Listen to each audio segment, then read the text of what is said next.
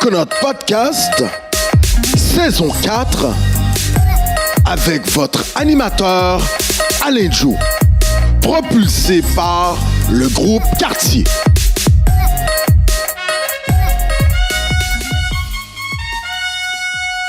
Mesdames, Messieurs, bonjour, Koué. En ce mois de mars, nous réitérons avec un autre invité de marque, messieurs, dames. Alors, pour ceux qui ne le connaîtraient pas encore, vous allez faire une découverte des plus incroyables. Et pour ceux qui le connaissent déjà, eh bien, vous allez apprendre à le découvrir à la manière Coconut Podcast. Aujourd'hui, nous recevons une grande personnalité. Une personnalité qui a marqué l'histoire du Québec, je vous dirais. C'est un honneur pour Coconut Podcast de recevoir celui qui est devenu le 156e bâtonnier, de Montréal, et d'autant plus, il est issu de la communauté noire. Accueillons Maître Extra Junior Laguerre, le bâtonnier de Montréal, messieurs, dames. Bonjour Eli, comment ça va? Ben écoute, ça va super bien. Le fait de te recevoir à l'émission, pour moi, écoute, c'est un peu un rêve. Moi-même qui ai déjà touché un peu au droit, au niveau de la technique juridique, d'avoir le grand patron, là, je vous dirais, des avocates et avocats de Montréal, ceux qui représentent un peu, qui est là pour s'assurer que tout va bien dans le corps des avocats. Avocate, Extra, comment vas-tu? Moi, je vais très bien. Écoute, j'ai jamais été introduit comme ça, Ali, fait que je me sens vraiment flatté. Ça va très, très bien. Merci beaucoup. Ben, tout le plaisir est le nôtre encore une fois. Tu as une carrière, mais des plus incroyables, un parcours qui inspire. Alors, cette introduction, elle est méritée. Écoute, monsieur, là, il va falloir qu'on va y aller avec le vouvoiement et puis tranquillement, on va arriver vers le tutoiement. Monsieur le bâtonnier. Oui. Maître Extra Junior Laguerre. Oui. La première question qu'on pose à tous nos invités, en ces temps de pandémie, bon, ça se termine un peu, on vient de vivre 2 années fort rocambolesques. Comment ça s'est orchestré pour vous sur le plan personnel et par la suite, si vous désirez bien le partager avec nous, professionnel, on vous écoute? Ben écoute, comme tout le monde, quand c'est arrivé, quand ça a commencé, disons que j'étais un peu effrayé. On savait pas vraiment comment on allait s'en sortir parce que c'est la première fois qu'on entend en pandémie mondiale. C'est fou, là. Bon, j'étais stressé comme tout le monde, mais écoute, je dirais que je me suis quand même bien sorti. Bon, si je parle du côté personnel, ben écoute, pendant la pandémie, j'ai trouvé une copine. OK, hein, et j'ai eu un enfant, donc tu wow! Les 2 dernières années, bon, quand même, ont apporté un aspect de bonheur dans la vie de notre bâtonnier. Effectivement, il y a ça. Donc, pour ça, côté professionnel, je dirais, c'est sûr qu'au début, comme tous les avocats, parce que plus la pratique, les tribunaux, dans le fond, l'économie a été un peu fermée pendant une certaine période. La pratique juridique a ralenti beaucoup, les tribunaux c'était compliqué, donc effectivement pendant une certaine période c'était plus compliqué pour tout le monde, pour tout le monde, mais écoute, on s'en sort tranquillement, et ça va quand même très très bien, ça va très bien du côté professionnel aussi là, comme je peux dire là maintenant. Super, écoute, on est content d'apprendre d'aussi bonnes nouvelles, la venue d'un tout petit dans la famille, madame. Alors on te sent choyé. Quand même, durant cette pandémie, il y a eu un grand changement également. T'es devenu papa, mais surtout, on va en parler dans quelques instants, tu es devenu bâtonnier de Montréal. Écoute, on t'avait déjà connu en 2016, président du jeune barreau de Montréal. Déjà, mais aujourd'hui, toute une fonction. Très rapidement, si tu veux échanger avec nous, est-ce que tu sens un peu plus de pression dû au fait que tu as accédé à cette position? On t'écoute. Non, je sens pas plus de pression. Je pense que j'étais très préparé à ça. Ça fait quand même longtemps que je m'implique dans la communauté juridique. Je connaissais tous les acteurs et les gens me connaissaient également. Donc, je me sens pas plus de pression. Mais la seule pression que je peux dire, c'est une pression que je peux ressentir, et en étant le premier, on veut bien faire parce qu'on veut... On trace la route. On veut tracer la route pour ceux qui arrivent, puis on veut pas que si quelque chose arrive, on dit, on regarde, on dit, voici pourquoi qu'il y a un problème. Il y a une différence par rapport aux autres. Oui, il y a une certaine pression quand on ça, mais autrement, écoute, ça m'a pas empêché de dormir, là, si je peux dire ça. On te sent vraiment confiant en toi. Je pense que madame a apporté un certain élément sur les dernières années, mais tout au long de ton parcours, on t'a senti confiant, même durant la pandémie. On te voyait sur les réseaux sociaux où ce que tu interpellais les citoyennes et citoyens afin de faire ces formations un peu inopinées sur la fiscalité, sur les changements qu'avaient apporté les différentes instances gouvernementales en matière d'impôts ou autres. Est-ce que tu t'es senti avec un peu plus de pep là, à ce moment pour pouvoir t'embarquer sur les réseaux sociaux? Est-ce que ça fait partie de ta personnalité? La confiance, le vouloir de partager avec autrui. Partager avec autrui, oui, mais les médias sociaux, moi, dans le sens que j'ai toujours été présent du point de vue professionnel. Personnel, je suis pas très présent sur les médias sociaux, mais du point de vue professionnel, oui. Moi, je te dirais, quand c'est arrivé, toutes ces situations-là, il y a eu beaucoup de changements législatifs, puis il y avait beaucoup de changements, tu sais, toutes les mesures qui étaient mises en place par le gouvernement fédéral et provincial, il y a beaucoup d'aspects qui touchent à l'impôt. Par exemple, on peut penser à la PCU rapidement, là, comme ça, puis d'autres mesures également. Donc, moi, ce que je faisais, donc, j'ai dit, qu'est-ce que je pouvais faire? Donc, parce que j'ai des gens qui m'écrivaient, comme, qui posaient des questions, je me dis, je vais commencer à faire des petites capsules. Tu vulgarisais, là. Hey, c'est très intéressant. T'orientais les gens en même temps. Mais c'est tellement de temps. Sérieusement. Parce que des fois, ça me prenait 3 heures pour faire une capsule de 6 minutes. C'était quelque chose, là. Mais j'ai beaucoup aimé ça. C'est beaucoup d'investissement de temps, là. Mais après, j'ai arrêté parce que j'avais plus de temps de continuer. Mais j'ai beaucoup apprécié parce que, tu sais, parce que la fiscalité, les impôts, tout ça, dans la vie de tous les jours, c'est très présent. Parce que quand vous avez un chèque de paie à chaque jour, mais il y a de l'impôt là-dedans. Mais c'est très présent dans la vie de tous les jours. Puis je me disais, mais puisque je connais ça un peu plus que les autres, pourquoi je peux pas un peu partager mon savoir avec tous les moyens qui sont disponibles, avec, tu sais, les médias sociaux qui sont là, on peut faire ça de chez nous, n'importe où. Je me suis dit, pourquoi pas commencer à faire des petites capsules? J'ai commencé à en faire. Puis il y a quelque chose qui a émergé, il y a eu quelque chose qui a foisonné, puis ça va émerger sur un projet futur. On va en parler dans quelques instants, la guerre fiscale. Ça, c'est intéressant, où ce que tu vas te lancer dans cette éducation, pour le grand public. Les gens vont pouvoir s'inscrire. C'est quand même, fort intéressant, là. C'est fort intéressant, mais comme je te dis, tu me dis, on pourrait parler tantôt, dans le sens que je trouve que c'est intéressant de pouvoir essayer d'informer les gens, parce que je pense que le droit, c'est compliqué, la fiscalité encore plus. Si je peux donner une petite formation qui peut aider les gens à mieux comprendre leur situation, ben pourquoi pas. Donc, super. Tu vois, on est passé au-dessus, hein, Monsieur le bâtonnier. Ça n'a pas pris de temps. J'ai vu ça. Votre confiance, on peut dire qu'elle est contagieuse avec Coconut, donc on s'est senti assez confiant pour vous tutoyer. Alors, on continue sur le tutoiement. Là, on va apprendre à te connaître. Monsieur le bâtonnier. Tu vois, on va mixer, là. C'est un peu notre style. Alors, selon les recherches de Coconut Podcast, tu es né en Haïti et tu arrives au Québec à l'âge de 10 ans. Un petit souvenir d'Haïti, pâté codé, le cocorico, l'odeur de la lavande. On t'écoute. Mais moi, je dirais le souvenir que j'ai en Haïti, parce qu'en Haïti, il y a quand j'habitais à Thomasin-la-Boule, il y avait des champs de maïs.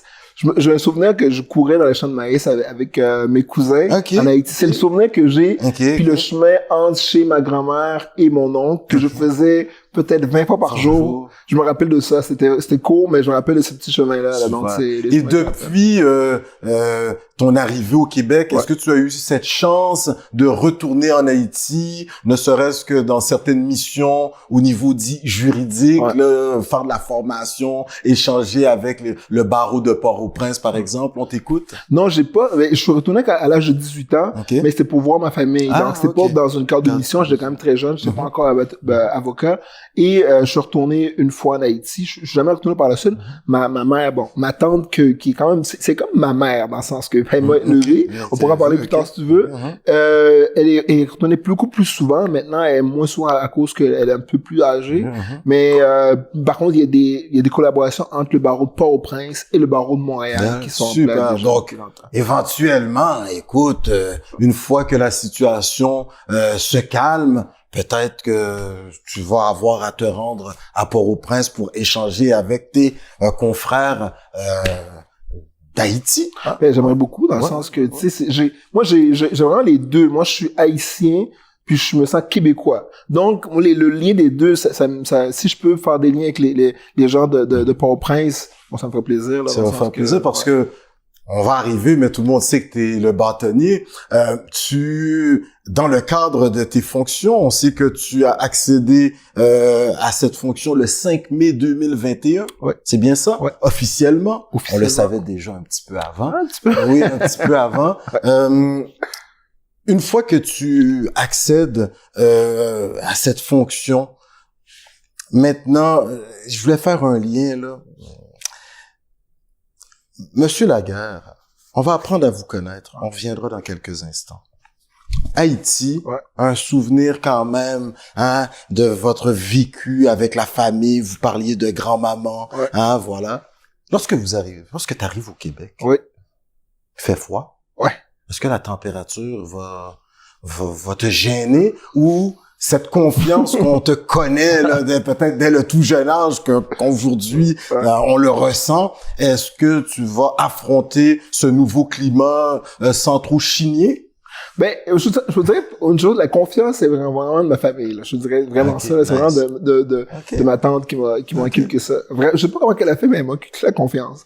Pour ce qui est de la température, quand je suis arrivé ici, je te dirais, moi, je suis très curieux parce que en Haïti, on doit savoir que la façon que les congélateurs sont faits, il y a comme pas la neige intérieure, mais ça condense, puis on peut toucher, ça fait un peu comme la neige.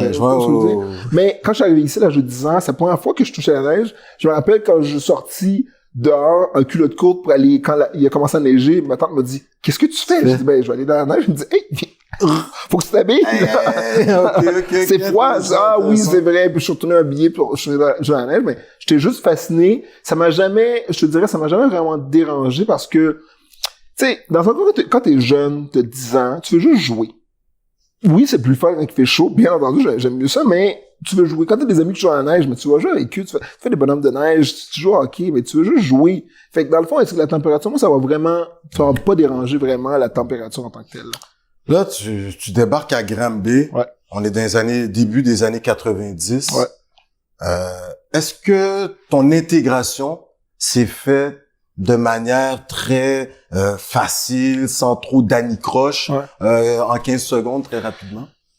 Ça a été très facile, je te dirais, au niveau primaire. Quand on m'a accueilli, j'étais dans une classe spéciale, puis au primaire, pour m'aider pour m'acclimater à la situation, là, mon nouveau pays. Oui, bien sûr. C'était facile. Ah, ben là, on comprend que ça a été facile. T'as fait des études plus que brillantes. Aujourd'hui, t'occupes une des plus grandes positions dans la métropole au Québec. On le comprend. Tu le dis avec une certaine, humilité. Ben, ça a été facile. Mais faut dire qu'en Haïti, je parlais déjà français. Donc, ça m'aidait beaucoup. Mais la langue c'était simple pour ça, la mathématique. Mais c'est plutôt la culture. C'est ça qui était plus compliqué. Okay. La culture. Mais moi, tu dois savoir aussi dans le sens que quand je suis arrivé ici, tu vois le produit final, mais t'as pas vu le produit en arrivant. C'est pas été aussi facile que ça. J'étais à l'école quand j'étais au primaire, j'étais dans un cheminement particulier. En particulier, c'est pour les enfants qui ont des problèmes d'apprentissage. Okay. Et puis, j'étais là parce que, je sais pas, parce que j'étais plus vieux. Quand je suis arrivé, on m'a mis dans des classes j'étais dans des classes avec des gens plus jeunes. Avec l'éducation en Haïti, j'étais, au niveau français et mathématiques, j'étais là, mais pour le reste, pas vraiment. Donc, j'ai dû gravir les échelons, puis quand j'étais en cheminement particulier, dans le fond, souvent, le dénouement, dans le fond, c'est aller faire une technique pour travailler en technique, mais moi, j'ai toujours voulu étudier à l'université. Je sais pas pourquoi. Je pense que ça vient du fait que les familles ici apprennent aux enfants. Est-ce que c'est Tati, grand-maman, où t'avais un exemple ou ouais, dans les familles haïtiennes, il y a quand même cette volonté que l'enfant se dépasse à un point. Mais c'est ça. Mais ma tante, moi, elle a jamais fait des études, des études postsecondaires, mais elle m'a toujours dit que c'était important l'éducation. C'était important en Haïti, c'était important ici. C'est pour moi, ça a toujours été important. Puis moi, j'ai travaillé fort pour pouvoir aller en régulier, finir. Je suis en particulier en régulier. Puis en régulier, j'étais au secondaire. Puis c'est là que j'ai suis allé au cégep. Une fois que j'ai sorti du régulier, j'ai continué un parcours jusqu'à ce que tu vois aujourd'hui maintenant là. Mais ça n'a pas été facile quoi. Moi, c'est pas été. Ça n'a pas été Non, mais dans le sens que c'est incroyable cet exemple là. Est-ce que tu es conscient aujourd'hui que tu es tout un modèle pour cette jeunesse québécoise, indépendamment qu'elle soit à Masteuillache ou qu'elle soit à Gaspé ou à Victoriaville, Granby, tu sais, Montréal.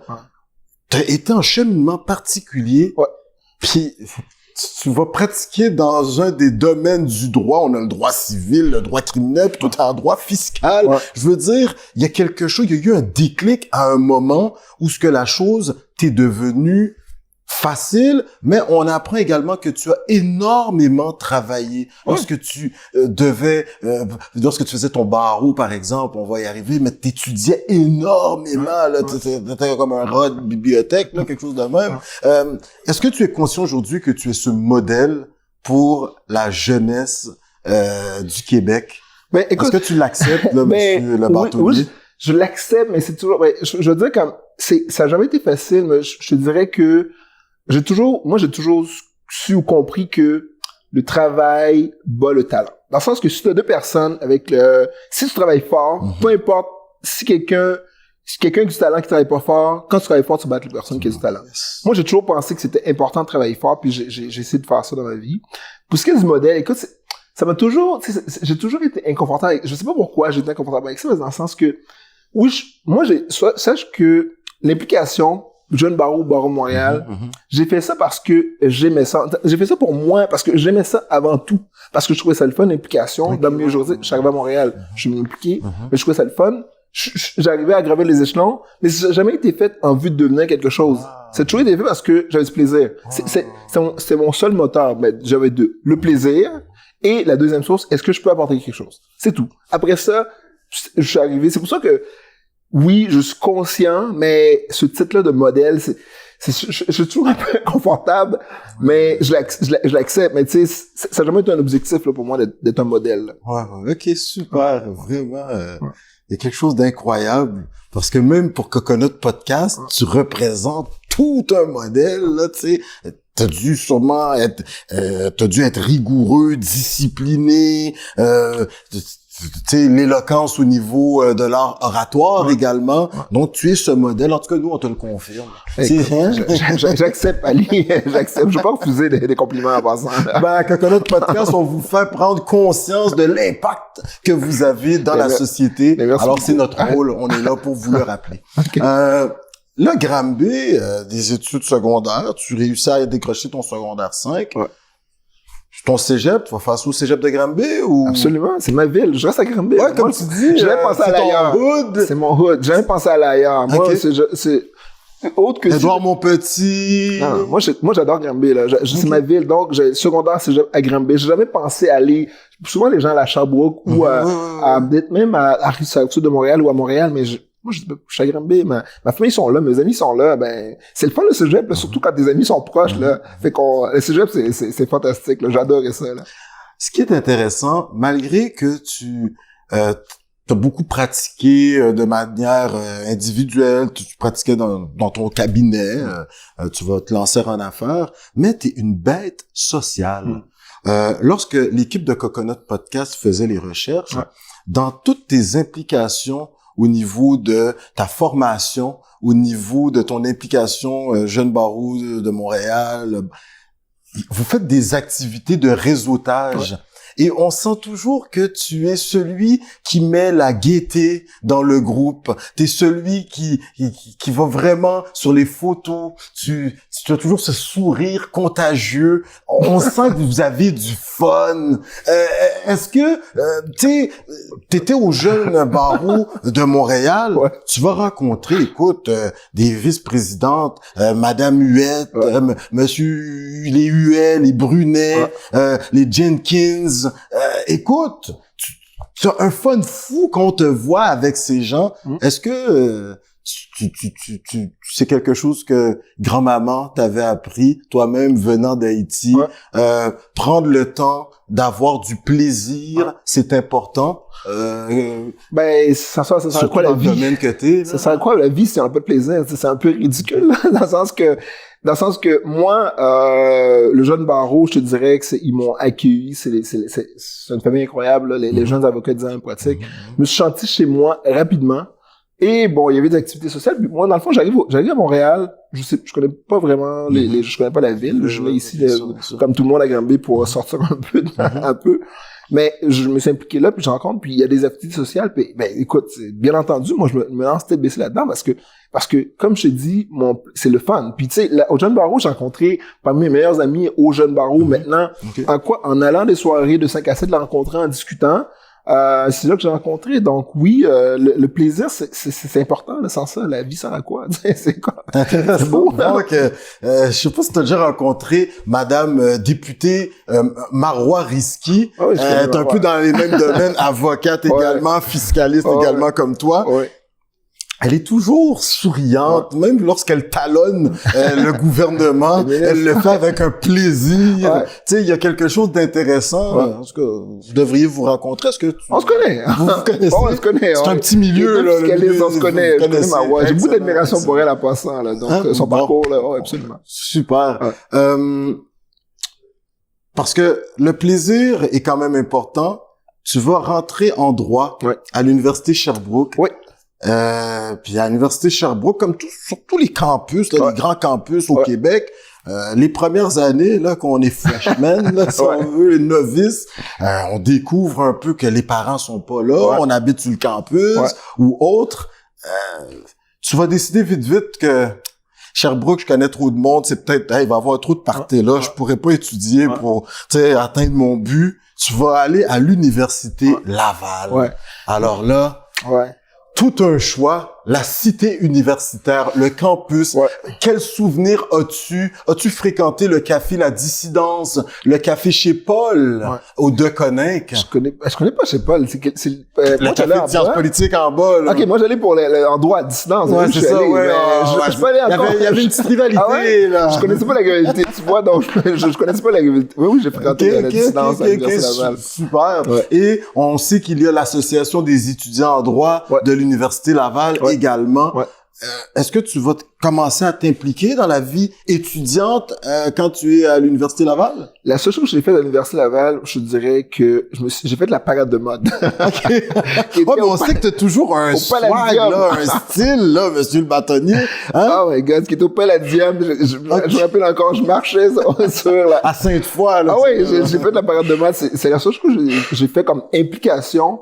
Mais à part de ça, tu sais, moi, les cours en droit, je connaissais personne à Laval quand je suis arrivé. Puis, parmi mes meilleurs amis aujourd'hui encore, c'est des gens que j'ai rencontrés à l'Université Laval. Dans les cours, on discutait, je prenais une bière ensemble, un café, puis ben, on devient amis. Puis, non, j'ai adoré Québec, mais je me suis pas impliqué. La seule implication, avant le jeune barreau, je me suis jamais impliqué dans rien d'autre. OK. Je fais mon parcours bien relax avec mes amis, mais implication politique ou implication dans une association, jamais. OK. Jeune barreau. On sait qu'à l'Université Laval, on a beaucoup de frères et sœurs qui nous viennent du Congo-Kinshasa, la sapologie, la sape. Est-ce que tu as rencontré une de ces sœurs congolaises ou un de nos frères congolais qui t'a un peu partagé, transmis l'art de la sapologie, parce qu'on sent que tu es toujours bien mis, monsieur le bâtonnier. Non, non, mais moi je te dirais, c'est une de mes ex-copines qui m'a appris à m'habiller comme ça. Et non, tu rends à César ce qui est à César. Je rends à César ce qui est à César, mais non, effectivement, j'ai rencontré plein de collègues. C'est ça, en fait, Sherbrooke et Laval, c'est la seule fois quand j'arrivais qu'il y avait comme beaucoup de diversité. À Granby, en s'entend, il y en avait plus. J'étais le seul, pour primaire, secondaire, ou cégep, un peu, pas mal le seul, ou deux, trois. Mais c'est quand je suis arrivé à Sherbrooke, à Québec, et là, j'ai commencé à fréquenter des gens, pas des gens, mais des Noirs, dans le sens que moi, à part ma famille à Granby, tous mes amis sont blancs. Donc, c'est à Sherbrooke-Laval, j'ai commencé à fréquenter, jouer au basket avec des mais nous, on parle créole. Est-ce que c'est créole ou t'es appris depuis? Haïti m'a appris créole. Haïti, qui était toujours, parce que l'autre est Granby. Quand tu étais à Granby, est-ce que tu le pratiquais pas? C'est incroyable que tu l'aies gardé à vie, là. Mais dans le sens qu'une famille haïtienne, dans le sens que moi, ma tante, quand on parle, on commence en français, on finit en créole, on commence en créole, on finit en français. Dans le sens que, tu sais, puis avec ma famille en Haïti, quand je leur parle, ben c'est en créole, puis on en français. Ou bien contact toujours? Mais moins de contact, dans le sens, je te dirais, moi, je suis arrivé à l'âge de 10 ans, donc, je pense que j'ai encore des contacts en Haïti, mais moins. C'est plus ma tante qui donne beaucoup, qui garde beaucoup plus de contacts que moi, avec les gens en Haïti, là, je te dirais, là. Monsieur, vous êtes fort, vous savez, vous êtes... Wow! Messieurs, dames, écoutez, on est en train de s'entretenir avec le bâtonnier de Montréal. On va finir juge, là. On le voit, là, à la cour d'appel du Québec, là. Monsieur Jolin Barrette. Ouais. J'aurais donné tu sais que j'ai un bâton de bâtonnier, hein. Oui. J'aurais dû l'amener, là. Un grand sceptre. Ouais, j'aurais dû l'amener, là. Ok, ok, superbe. Et là, tu vas terminer, on finit avec tes études. Ça aussi, là. Tu reviens à Sherbrooke, pas trop loin de la famille. Et là, tu fais cette maîtrise en droit fiscal. Oui. Mais ce qui est intéressant, c'est que tu t'intéresses à la fiscalité. C'est dû à un cours que tu as eu à l'Université Laval. Oui. Puis ça a l'air avec tes amis, tu sais, je connais un peu cette compétition à l'Université Laval, on se dit, hey, les gars, on prend tout ce cours-là, ce prof-là, il dit ce qui est tough, on va aller voir de quel bout il chauffe. Ça a l'air que c'est peut-être dans un des cours que tu auras le plus travaillé, même fiscalité 4 dans ta maîtrise n'a pas à côté ce cours de l'Université Laval. Écoute, j'ai adoré fiscalité, comme, le souvenir que j'ai, c'est que j'étais avec des amis, puis on regardait pour la liste des cours, puis c'est des cours d'options. Je dis, je vais prendre fiscalité. J'avais aucune idée c'était quoi fiscalité, parce que, autre que former un rapport d'impôt comme tout le monde, je connaissais pas ça. Puis quand j'ai commencé le cours, c'est le professeur André Larreau, qui est je sais pas s'il est encore professeur. Ça rappelle encore ton nom. Absolument. Il était incroyable parce que, tu sais, parce que un cours en droit, ça peut être assez plate, dans le sens que je veux pas être méchant, dans le sens que c'est un cours universitaire, alors on s'entend, c'est pas, mais lui, en fiscalité, en avant, il y avait, ça a l'air le fun, André Larreau, il parlait, puis je le trouvais comme fascinant, qu'est-ce qu'il fait en avant, qu'est-ce qu'il fait? Puis là, il était intéressant, puis j'allais le voir souvent parce que j'avais je lisais la jurisprudence, j'allais le voir souvent à son bureau, André Larreau. Puis beaucoup, mes jurisprudences, j'ai souligné, j'ai barbouillé dedans, c'était incroyable. Puis première cours, j'ai reçu mon cours en fiscalité, mais pas une super de bonne note, là, mais une bonne note quand même. Puis après ça, deuxième cours, je m'inscris encore en fiscalité. Puis là, je fais encore la même chose, mais je vois encore André Larreau, il me dit, pourquoi tu t'inscris pas à la maîtrise en fiscalité? Je dis, ma tête, je dis comme, je vais pas m'inscrire en fiscalité. Fiscaliste, c'est pas moi, ça m'intéresse pas du tout. Puis, écoute, quand j'ai fait, une fois que j'ai fini mon bac en droit, j'ai fait l'école du barreau à Québec, et qu'est-ce que j'ai fait? Je me suis inscrit en fiscalité à l'Université de Sherbrooke, j'ai été accepté, puis that's it. Est-ce que ce professeur, tu as eu la chance de pouvoir le recontacter ou de le rencontrer lors d'un événement? Je lui ai jamais dit, j'ai jamais recroisé André Larreau, parce que je le vois des fois souvent à Radio-Canada quand ils font des émissions sur l'évasion fiscale.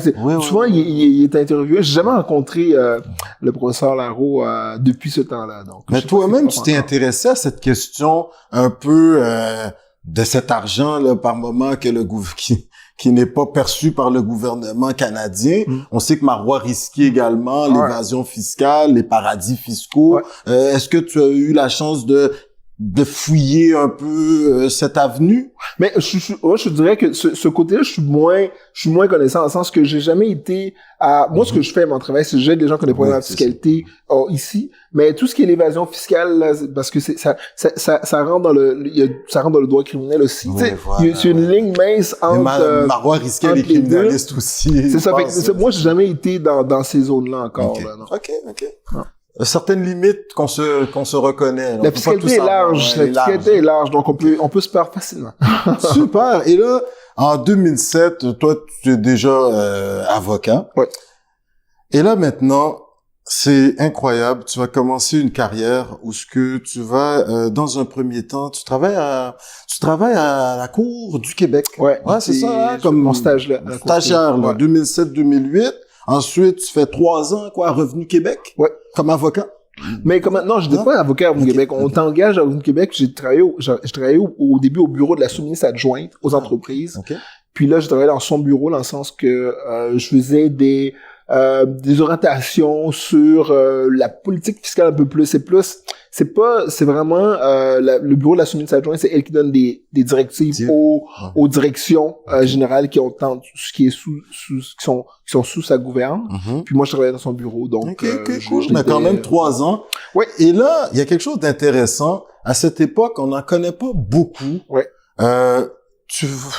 Il y a quelque chose d'intéressant là-dedans. Là. Tu décides de devenir entrepreneur. Ouais. Tu nous corriges. Ouais. Tu vas partir ton cabinet d'avocat. Ouais. On aimerait t'entendre. La guerre fiscaliste, Inc. Ouais, la guerre fiscale. Toi, tu travailles sur tout ce qui est litige entre personnes, personnes morales, les entreprises, qui peuvent avoir avec les agences de Revenu Canada, Revenu Québec, entre autres. Ouais. On aimerait t'entendre. À quel moment est-ce que c'est Tati qui dit extra? Faut ouvrir un business, oui. Tu sais, tu devrais te lancer en affaire. Ouais. Et puis tu te lances ou à quel moment tu te dis non, moi là, je pense que moi, je suis prêt à partir de mon bureau. Ouais. On t'écoute très rapidement. Moi, je te dirais que j'ai toujours voulu travailler à mon compte. J'ai toujours voulu à mon bureau.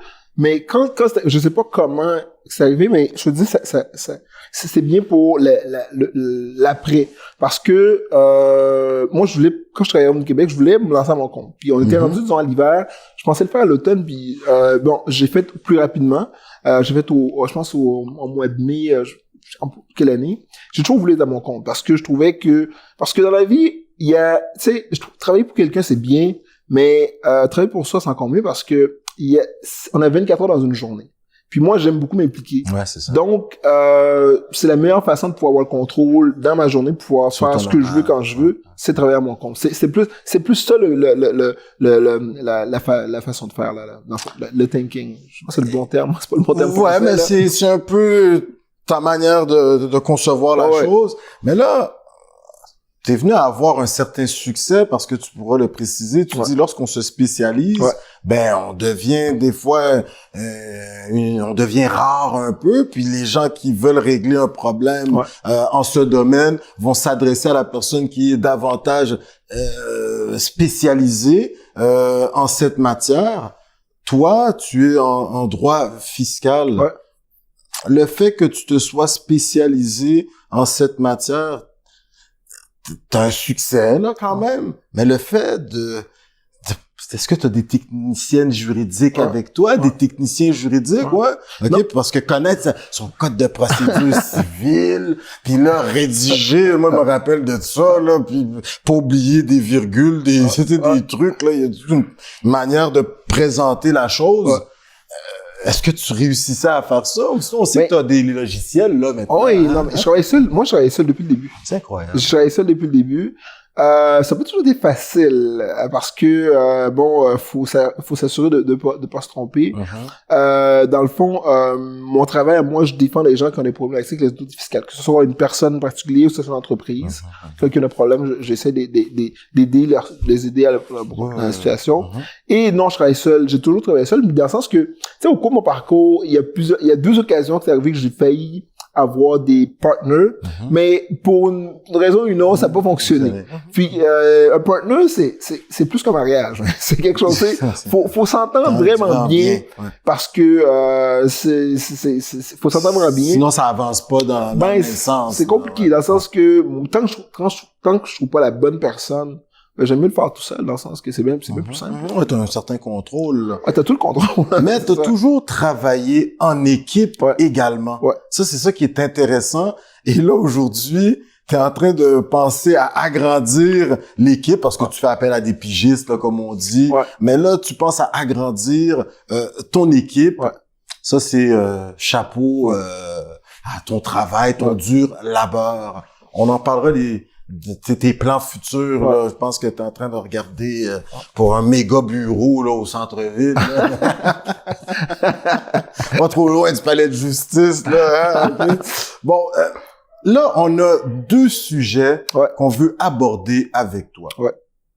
Tu es le premier noir à devenir bâtonnier à Montréal, le 156e. Ouais. Lorsqu'on fait nos recherches, on regarde au niveau du barreau, il y a quand même, on sent qu'il y a les choses changent parce que le 21 septembre vers le mois de septembre 2021, en tout cas, t'officialisais là des jeunes avocats qui devenaient avocats à ce moment-là, là, des apprentis, là, si on peut le dire. Des assermentations. À la sermentation, exactement. Puis lorsqu'on regarde, je sais pas, là, votre service de communication fait tout un travail, ils ont mis tous les noms. Ouais. Puis lorsqu'on regarde, on sent qu'il y a de plus en plus de diversité qui accède au barreau du Québec, là, mais de Montréal, entre autres. Ça, déjà, c'est un élément. Lorsque tu constatais ça au mois de septembre 2021, il y a un travail qui a été fait comparativement à lorsque tu étais sur les bancs d'école. Est-ce que tu sens qu'il y a davantage de diversité, il y a davantage de jeunes issus des communautés culturelles qui accèdent à la profession d'avocate-avocat? On t'écoute. Ben, moi, pour Montréal, clairement, parce que quand tu regardes les assermentations, on les voit devant nous. On peut voir que c'est très diversifié. Il y a beaucoup, c'est très majoritairement féminin. Parce qu'on les voit aussi. J'ai pas le pourcentage en tête, mais c'est très mais oui, on voit plus de diversité. Est-ce que c'est différent de quand j'étais? Moi, je me rappelle quand j'ai commencé à Sherbrooke, on était quoi? On était peut-être une dizaine à Sherbrooke quand j'étais à Sherbrooke, dans le sens que, je sais pas que ça a l'air de quoi, les chiffres du barreau du Québec disent que d'après, la dernière fois que je l'ai vu, je pense que 20% des nouveaux assermentés ou des gens de 10 ans de pratique sont de la diversité. Donc, ça s'améliore, je pense que ça s'améliore de plus en plus. Je pense que le travail ou la job pour des gens comme moi ou des jeunes avocats qui, en ce moment, c'est juste, c'est de pouvoir essayer d'être un modèle comme toi, j'aime pas ça très bien, mais quand même, de dire aux jeunes, écoutez, il y en a d'autres là comme vous, dans le sens qu'il y en a d'autres qui sont avocats, mais ils sont là. Vous pouvez aussi devenir avocat. Dans le fond, ça commence jeune, ça commence au primaire, au secondaire, au cégep, là, avant. Puis c'est d'essayer de les encourager pour dire, mais écoutez, il y a de la place pour vous, dans le sens que si au pire, faites votre place. Faites votre place. Pourquoi pas? Dans le sens que oui, je pense qu'il faut encourager les jeunes à s'impliquer plus. C'est intéressant. Et donc là, déjà, on sent qu'il y a, tu disais, 20% là, des avocates, ça c'est à Montréal, et qui ont 10 ans et moins de pratique. Là, je pense que c'est au Québec. Au Québec, là. Ouais, c'est ça, au Québec, ouais, exactement. Donc ça, c'est intéressant quand même. En fouillant davantage, on a constaté que l'honorable juge, monsieur Daniel Dordelus, oui. Ouais. Lui, il a fait une sortie là assez récente. Vendredi passé, où ce que lui, il a pratiqué, il a été élu juge, nommé juge en 2002. Ouais. Puis il a quitté. Il quitte en juillet prochain, je pense. Ouais, ça, il quitte en juillet prochain. Ouais. Et là, il a quand même écrit une longue lettre là qui était adressée à tous, entre autres au ministre Jolin Barrette. Ouais. Et il lui disait, écoutez, monsieur le ministre, depuis 2012, il y a eu 160 juges qui ont accédé à la magistrature. Il y a 160 avocats qui sont devenus juges. Et parmi ces 160, depuis 2012, monsieur le bâtonnier, il y en a 2 qui sont issus des minorités visibles. Écoutez, on a des avocats, mais issus de la communauté juive, mais on sait qu'ils performent à un niveau incroyable. Des avocats issus des communautés asiatiques, mais qui ont des dossiers académiques incroyables. Des communautés noires, des communautés autochtones de plus en plus. Et il y en a juste 2 qui ont été, on dit pas nommés, là, parce que c'est tout un processus, là, quand même. C'est nommé, Oui, qui sont nommés juges, oui, ok, merci de spécifier. Vous, suite à la sortie de l'honorable juge monsieur Dortelus, votre lecture, lorsque vous voyez ces chiffres-là, est-ce que vous êtes tombé des nues ou quand même, bon, vous aviez certaines données, puisque ça fait un certain moment que vous êtes dans le milieu, qui laissaient présager que les chiffres étaient les suivants? On vous écoute?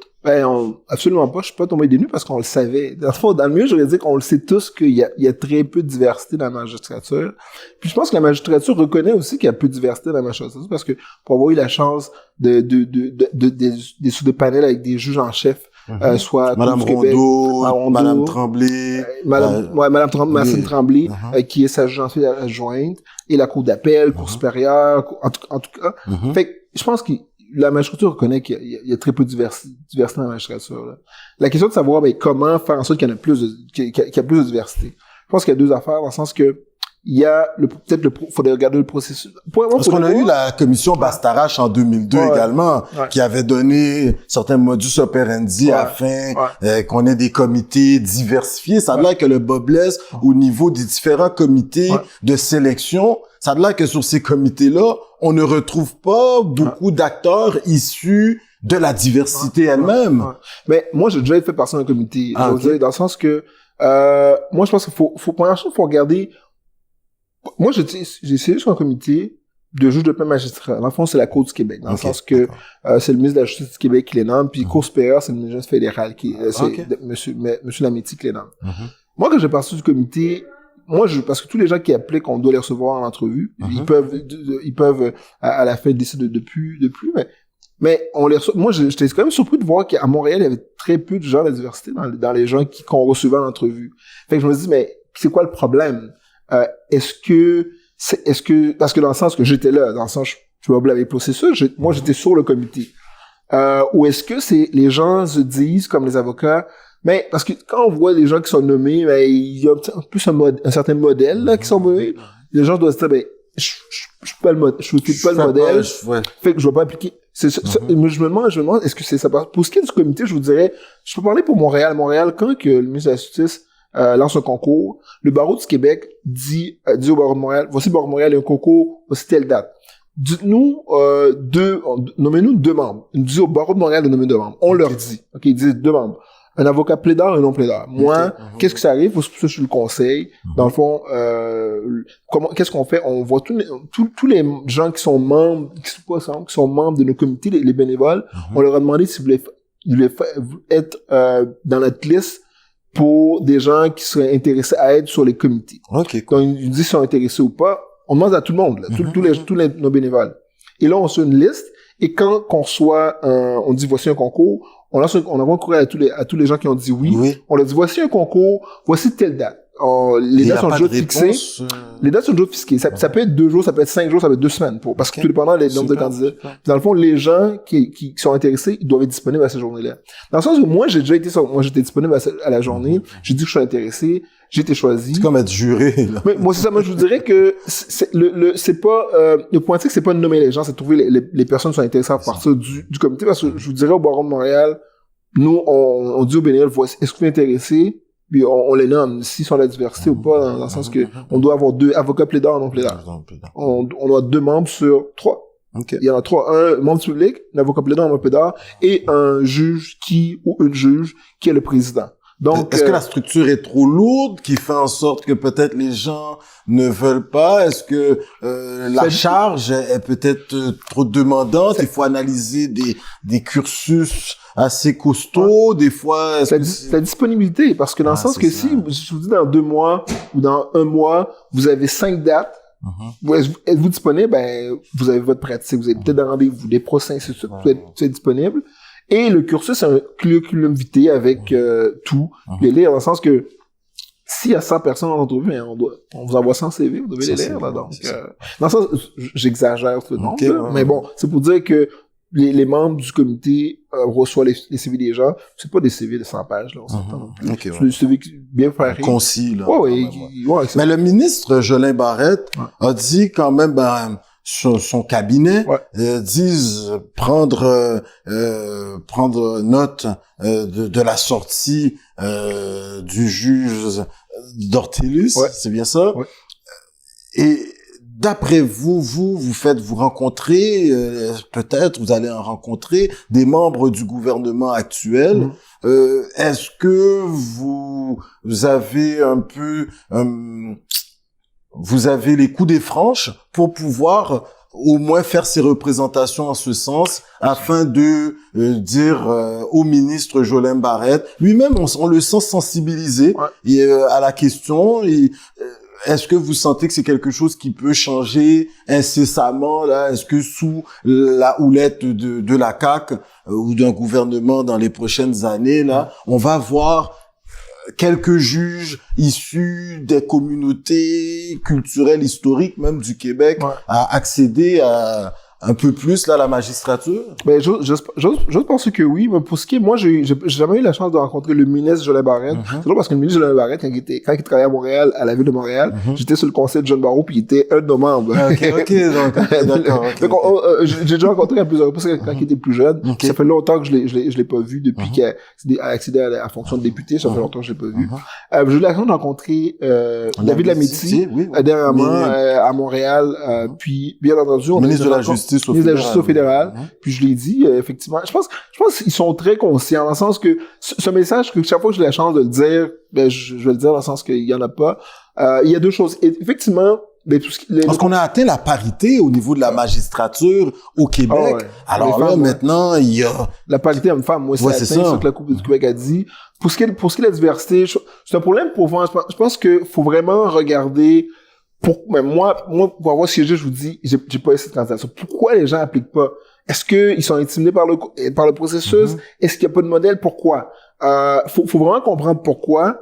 Et après ça, pour essayer de mettre, parce que nous, au barreau de Montréal, on a, lorsque j'entrais en fonction, j'ai lancé un comité diversité, équité, inclusion. Et un de nos objectifs, c'est de pouvoir améliorer la diversité au barreau de Montréal. Puis un des chantiers qu'on va parce que tu t'es dit que tu voulais amener l'organisation à un autre niveau, la préparer à ce 21e siècle. Là, on aimerait t'entendre. Mais c'est intéressant. Tant qu'à être là, pourquoi pas lancer des idées, puis après ça, s'il y a des gens autour de la table qui sont intéressés, on embarque dans le fond sur notre conseil. Puis ça a été un départ parce que difficile, parce que bon, on a eu pendant la COVID, on a eu des départs au barreau de Montréal, on a dû quand même ralentir nos activités. Mais là, on est retour sur les rails. Ce comité-là, dans le fond, c'est le comité, dans le fond, on a réuni des membres de 3 comités ensemble. Avocats dans la profession, il y a 40 comités au barreau de Montréal. Avocats dans la profession sur les comités, LGBTQ2+, un des comités. Un 3e comité, c'est le comité ethnoculturel. Moi, c'est déjà parce que en printemps passé, il y a eu on a eu une formation avec Fabrice Ville, il y avait Alexis Wana-Lewad, il y avait d'autres personnes LGBTQ. Oui, puis au barreau de Montréal, puis c'est intéressant de voir qu'ils sont pas de la même culture, mais les problématiques sont communs. Je me dis, mais pourquoi pas réunir 3 comités ensemble? Dans le fond, c'est ça. Donc, on a un des chantiers, c'est la magistrature. C'est donc, puis sache que la juge Rondeau, juge en chef du Québec, et la juge Martine Tremblay, juge coordonnatrice en civil de la Cour du Québec, sont très intéressés à pouvoir travailler avec nous, pour essayer de comprendre, pour essayer de changer avec le comité pour comprendre pourquoi qu'il y a moins de diversité, pour voir, est-ce qu'il y a quelque chose, ça se peut. Moi, je vous dis, moi, je sens de l'ouverture de la magistrature. Moi, je le sens. Puis, je pense qu'aussi, on a un travail à faire de notre côté. Le syndrome de peut-être la diversité, je sais pas, c'est pas pour moi, ben non, c'est pour toi, là, dans le sens que où tu le mérites aussi, t'as 10 ans de pratique, t'as une bonne carrière, applique applique, dans le sens que faut, moi, je sais pas si c'est ça, mais moi, je te dis je cherche mes noms, là. Moi, ce que j'ai remarqué, c'est que quand le concours sur lequel j'étais membre, il y a très peu de diversité. Fait que, faudrait que, trouver une façon de demander. Mais de la manière que tu es en train de vulgariser le processus, du moins, tu sais, je veux dire, on a rarement la chance de nous entretenir avec des gens de ta trempe qui nous permettent de voir un peu. Donc là, un moins jeune qui nous écoute, ben, tu lui dis, tu sais, il dit, hey, si lui il est rendu bâtonnier, ben, écoute, il y a une chance parce que Monsieur Dortellus a été le seul noir. Jusqu'à aujourd'hui, là, c'est le seul noir qui a été nommé juge au Québec. Tu me vois venir. C'est bizarre que ce soit le seul. Ouais, mais là, tu me vois venir. Je te vois pas venir. Bon, écoute, est-ce que la question pourrait se poser? Est-ce que le racisme systémique, bon, mais l'honorable juge Dortellus, lui, il soulève la question. Toi, est-ce que tu penses que c'est peut-être dû à...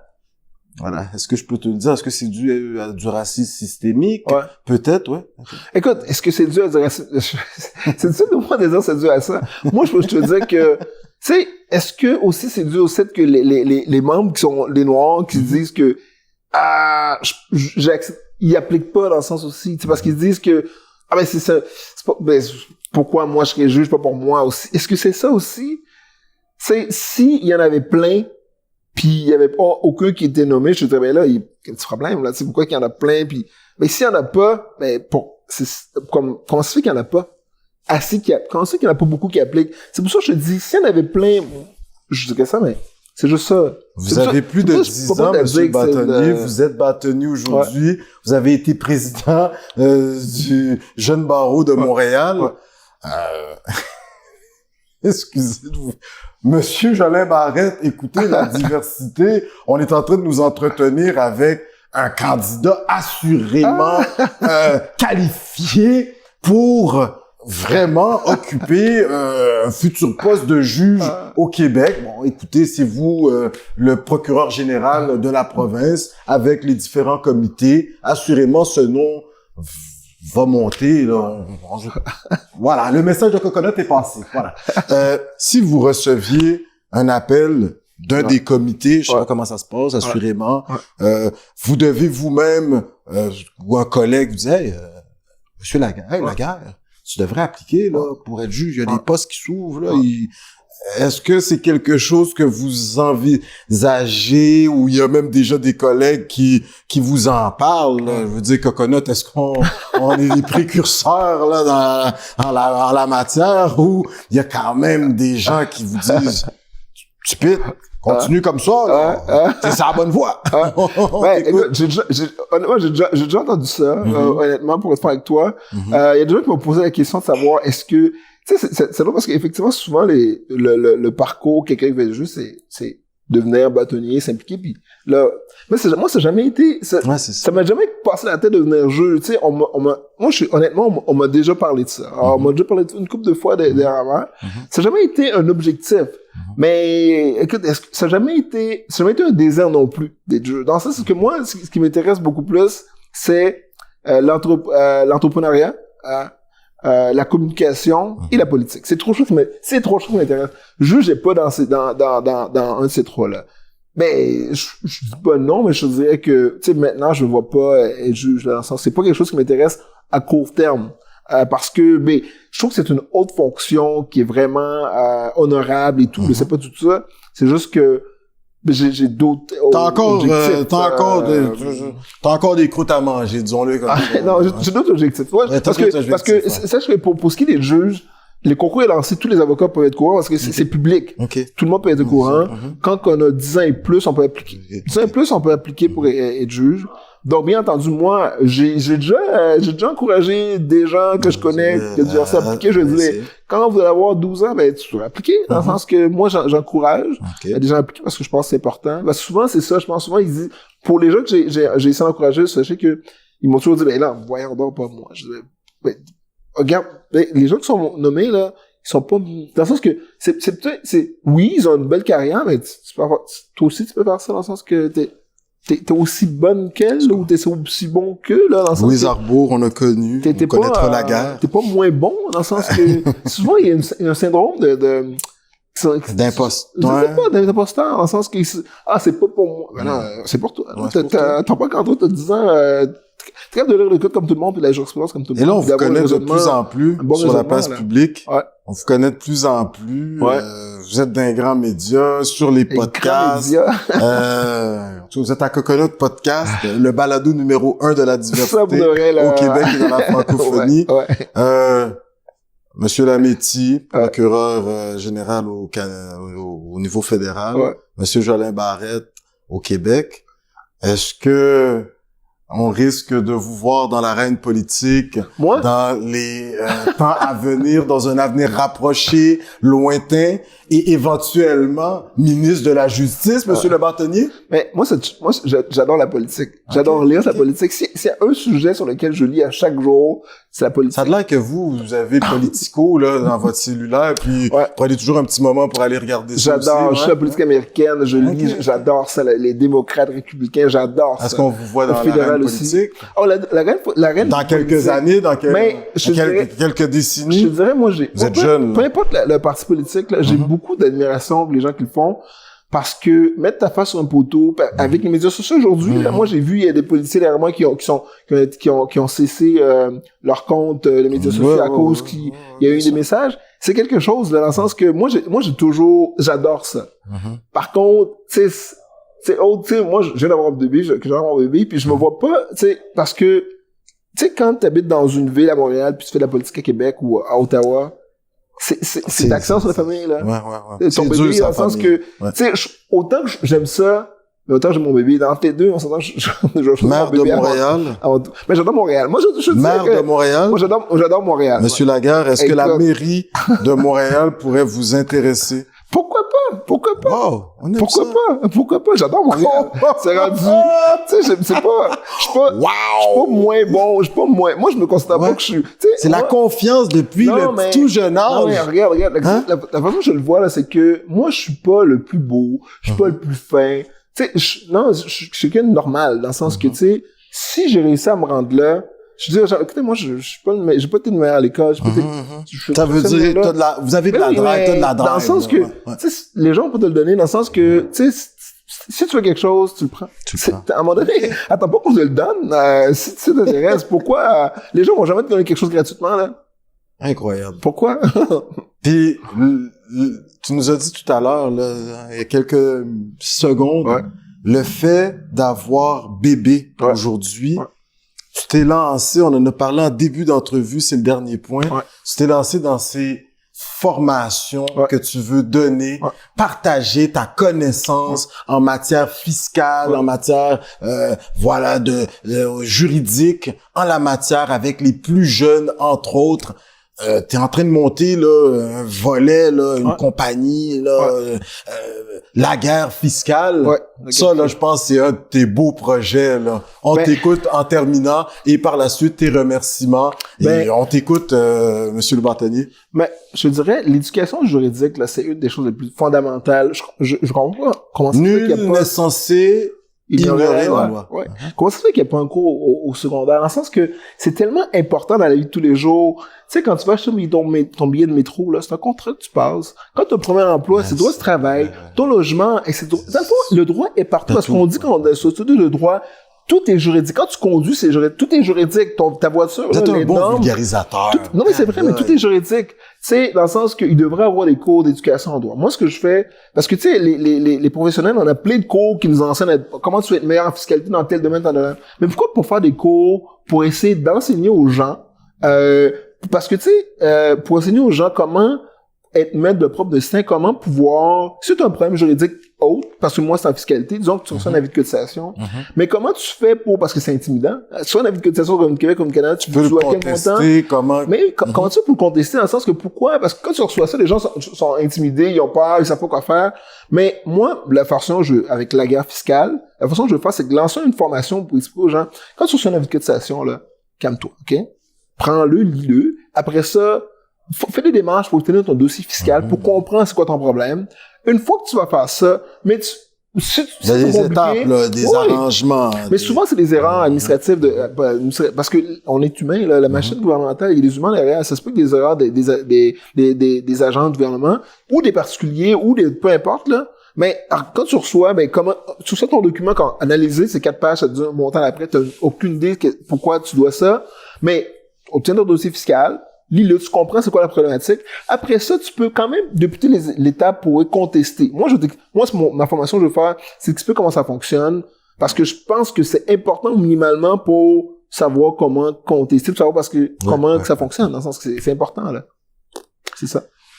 Écoute, toute une entrevue, tu es un vulgarisateur né, je le dis depuis le début de l'entrevue, tu connais ta patente, comme on dit, au niveau civil, fiscal. Le droit civil, est-ce que ça a l'air que t'as beaucoup de respect, ou également pour ceux qui pratiquent le droit criminel. Est-ce que mais t'as choisi le droit fiscal, on va dire ça comme ça. Écoute, t'es fanatique, tes clients passés d'aujourd'hui, tes collègues. Oui, parce que tu représentes près de 15 000 avocats à Montréal. Tes professeurs qui t'ont connu. Et peut-être tes futurs commettantes et commettants t'écoutent.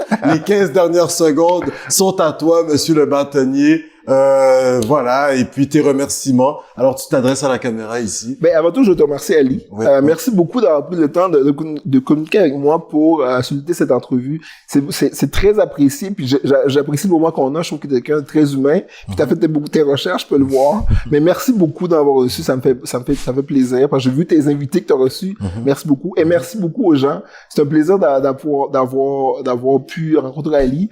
J'espère juste que, tu sais, je parle aux avocats de Montréal. J'espère que vous avez apprécié. Moi, je suis le premier avocat noir qui est membre du barreau. Je peux pas comprendre que je sois le seul. Aujourd'hui, c'est inconcevable. Donc, j'encourage, bien entendu, tous les jeunes au niveau primaire secondaire à étudier en droit et pouvoir dire que, écoute, nous, là, peu importe le niveau, peu importe le poste, si lui peut, si moi, là, extra junior, je peux devenir bâtonnier de Montréal, là, tout le monde peut devenir bâtonnier de Montréal. Parce qu'avec mon parcours, les chances sont tellement minces. Donc, je vous encourage à pouvoir essayer de voir loin et des fois de pouvoir atteindre vos objectifs, là. C'est tout. Merci beaucoup. Merci beaucoup, Ali.